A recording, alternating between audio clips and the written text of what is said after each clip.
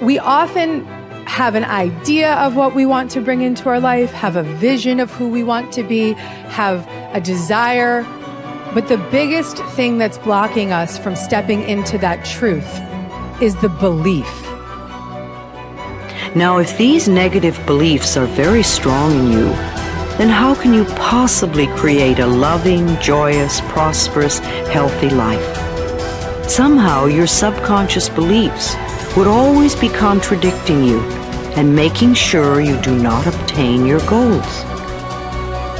I find that resentment, criticism, guilt, and fear cause more problems in our bodies and in our experiences than anything else. These feelings come from blaming others and not taking responsibility for our own lives. You see, if we are all responsible for everything that happens in our lives, then there is really no one to blame.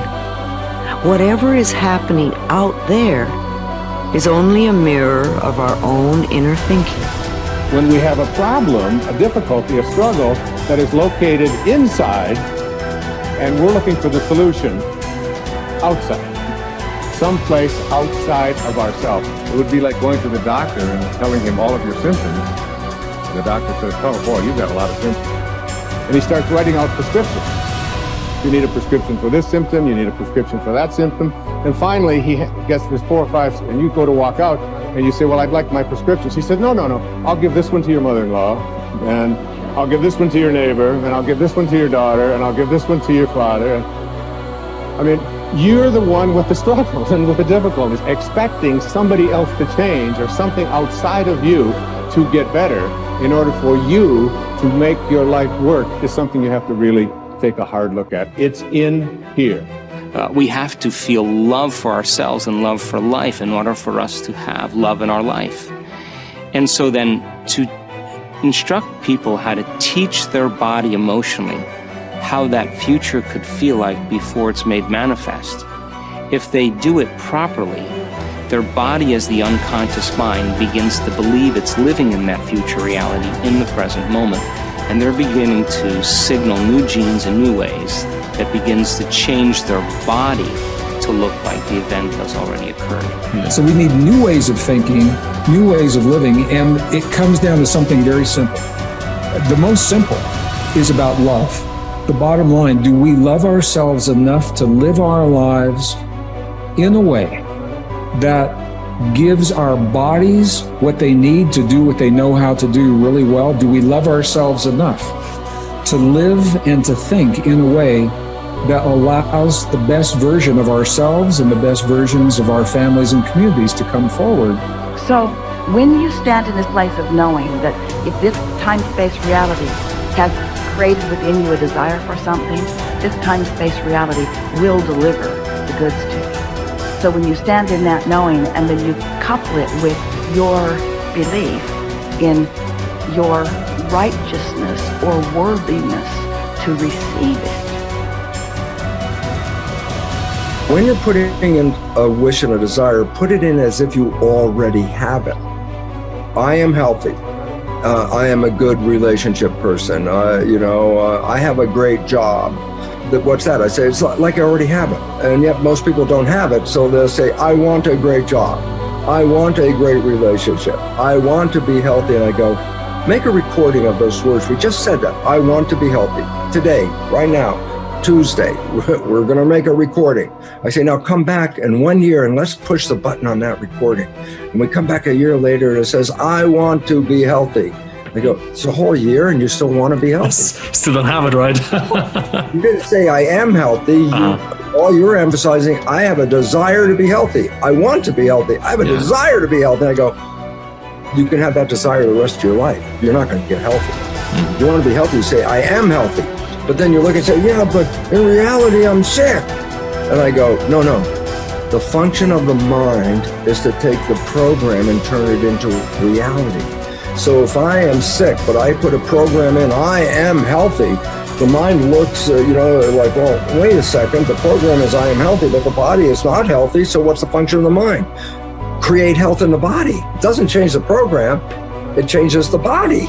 And so the idea is this, every time we put a program in, it has to be as if you already have it, in spite of the fact you could be dying of cancer. I go, I am healthy. It sounds kind of weird. And I go, don't worry about it. Just put it on I am healthy, because once it is a program, the function of the mind is to manifest it as reality. That's the part. And so my little caveat, you brought it up, I'm emphasizing it, and that was simply this, that whatever you're downloading, you have to say it as if you already have it. Because if you put a future tense on it, I will, I want, I say, if you record that, that means you will always want to have it. I will do this. You won't get there. So I just wanted to bring that in, because if we're making a program, then you must make sure it says as if you already have it, in spite of the fact you don't. Top people look for the good in every situation. They know that it is always there. No matter how many reversals and setbacks they experience, they expect to get something good out of everything that happens to them. They believe that every setback is part of a great plan that is moving them inexorably toward achieving the great success that is inevitable for them. If your beliefs are positive enough, you will seek the valuable lesson in every setback or difficulty. You will confidently believe that there are many things that you have to learn on the road to achieving and keeping your ultimate success. You therefore look upon every problem as a learning experience. Napoleon Hill wrote, "Within every difficulty or obstacle, there is the seed of an equal or greater advantage or benefit." With this kind of an attitude, you benefit from everything that happens to you, positive or negative, as you move upward and onward toward achieving your major definite purpose. There is a law of reversibility in psychology and metaphysics that says you are more likely to act yourself into feeling a particular way than you are to feel yourself into acting. What this means is that when you start off, you may not feel like the great success that you desire to be. You will not have the self-confidence that comes from a record of successful achievement. You will often doubt your own abilities and fear failure. You will feel that you are not good enough, at least not yet. But if you act as if you were already the person you desire to be, with the qualities and talents that you desire to have, your actions will generate the feelings that go with them. You will actually act yourself into feeling the way you want to feel by the law of reversibility. If you want to be one of the top people in your business, dress like the top people, groom like the top people, organize your work habits the way they do. Pick the most successful people in your field and use them as your role model. If possible, go to them and ask them for advice on how to get ahead more rapidly. And whatever advice they give you, follow it immediately. Take action. When you start to walk, talk, dress, and behave like the top people, you soon begin to feel like the top people. You will treat other people like the top people do. You will work the way the top people work. You will start to get the results that the top people get. In no time at all, you will be one of the top people yourself. It may be trite to say fake it until you make it, but there is a lot of truth to it. Your main job in life is to create the mental equivalent within yourself of what you want to realize and enjoy in your outer world. Your focus must be on creating the beliefs within yourself that are consistent with great success you want to be in your outer world. You achieve this by challenging your self-limiting beliefs, rejecting them, and then acting as if they did not exist. You reinforce the development of new life, enhancing beliefs by increasing your knowledge and skills in your field to the point where you feel equal to any demand or challenge. You accelerate the development of new, positive beliefs by setting bigger and more exciting goals in every area. Finally, you act continually as if you were already the person that you desire to be. Your aim is to reprogram your subconscious mind for success by creating the mental equivalent in everything you do or say. Momentum develops the mindset. Momentum conditions the mind to confidence. Like just moving forward every day, even a small thing. If you just said, every day I'm gonna do 3 things to move my life forward, and you just did those 3 things every single day. Today I'm gonna do these 3 things to move my life forward. It could be sending an email, calling somebody, having that prospect meeting. It could be as simple as like, oh, okay, I'm gonna work towards this goal. I'm gonna finish this presentation. I'm gonna create this thing. Whatever it is for you, like do that thing. Maybe it's like, oh, today I'm gonna work out today. Great, you worked out. Your mind goes, I said I was gonna work out, I worked out. I developed a little more confidence because you were congruent with your intentions.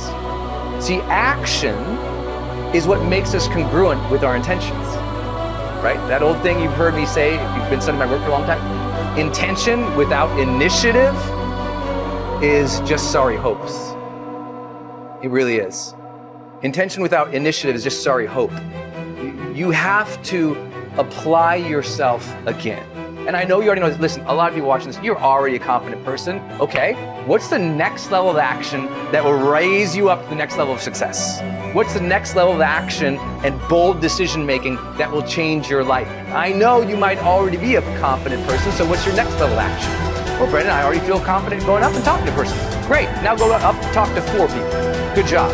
Okay, well, Brendan, I already feel good, trying to put out this message. Great, do it again, be more vulnerable. Oh, Brendan, I already feel good, I started the business and I built to this. Great, double the business, let's see you do it.